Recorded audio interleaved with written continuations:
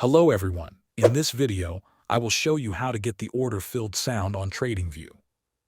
First, make sure you are connected to a supported broker or to TradingView's paper trading account. The execution sound only works when you are connected to a trading account. If no account is connected, the sound will not play when orders are filled. Next, look at the top right corner of the TradingView platform and click the gear icon to open the settings menu. Inside the settings window, go to the trading section or trading panel section. Here you will find options related to trading activity and notifications. Look for the setting called execution sound and make sure the checkbox is enabled.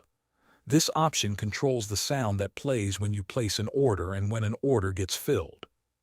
After that, in the same settings, find the alert section and click on it. Next, find the alert volume slider in the same settings area. Adjust the volume to your preferred level. If the volume is too low, you may not hear the notification clearly, so it is a good idea to test a level that works for your setup. Once everything is enabled, place a test trade using your connected broker account or paper trading account. When the order is executed, TradingView should play the execution sound automatically. Thanks for watching.